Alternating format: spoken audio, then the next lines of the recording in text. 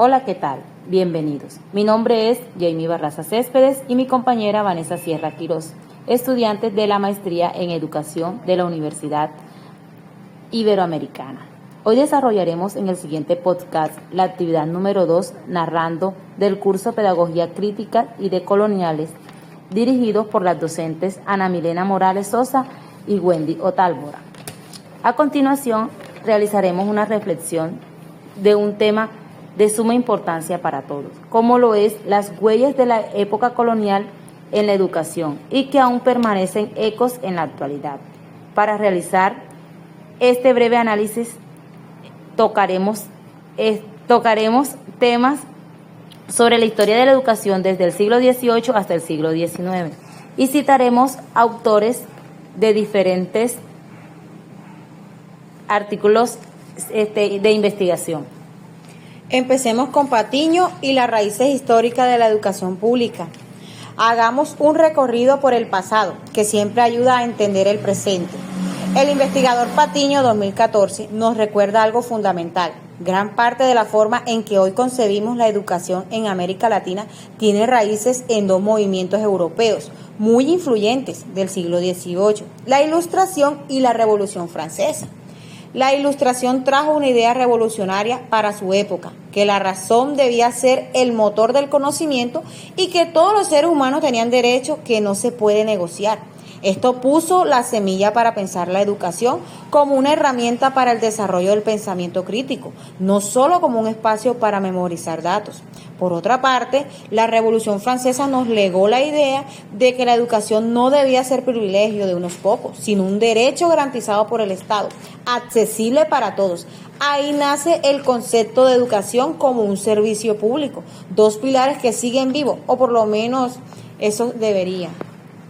Ahora retomaremos la idea de Martínez y la educación en la era global. Martínez afirma que vivimos en una época donde la educación ya no se define solo desde los gobiernos de cada país. Hoy hay un montón de organizaciones internacionales, algunos con buenas intenciones, otros con intereses más económicos, que están marcando la parada sobre cómo debe funcionar la escuela, qué se debe enseñar y hasta cómo se debe evaluar. Eso tiene una cara positiva y otra que no lo es tanto. En Colombia, por ejemplo, esto ha llevado a adoptar modelos educativos que vienen de Europa o de Estados Unidos. Se le da más peso al inglés, se aplican pruebas estandarizadas y se empieza a hablar cada vez más de competencias, resultados y eficiencia.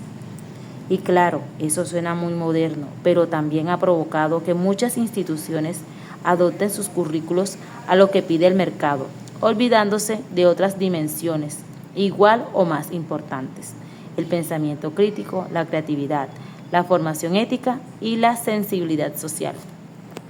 En este orden de idea, Gerardo León Guerrero y el equilibrio entre competitividad y humanidad. Aquí es donde entra una advertencia muy clara de Gerardo León Guerrero 2004.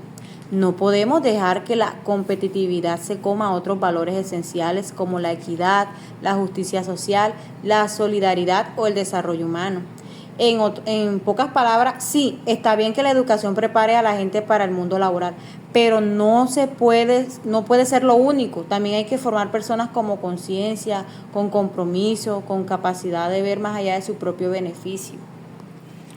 Bueno, ahora miramos un análisis sobre el autor Henry Giraud y la pedagogía crítica en términos oscuros. Y este punto nos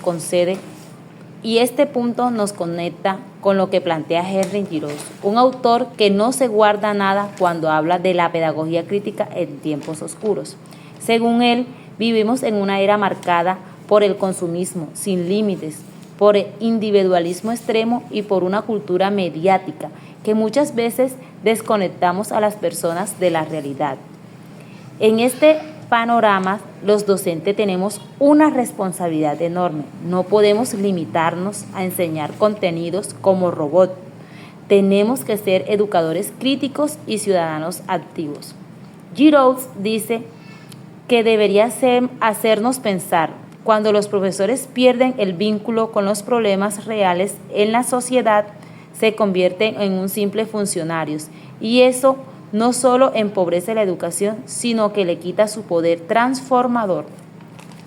También es importante recordar que la educación como forma de esperanza educada no implica simplemente fomentar una conciencia crítica, sino además, como ha dicho Simon Bauman, enseñar a los estudiantes a asumir la responsabilidad de sus responsabilidades, ya sean personales, políticas o globales. Se debe concientizar a los estudiantes acerca de las fuerzas ideológicas y estructurales que promuevan el sufrimiento humano innecesario, y a la vez hay que reconocer que se necesita más que concientización para resolver estas cuestiones. Así que, para cerrar esta reflexión, me quedo con una idea de fuerza. La educación sigue siendo una herramienta poderosa para transformar la sociedad, pero solo si la entendemos como algo que es una preparación para el trabajo. Ser docente hoy más que nunca implica ser parte activa de los debates sociales, culturales y políticos. Implica invitar a nuestros estudiantes a pensar, a dudar, a construir y a resistir, y sobre todo a actuar. Muchas gracias.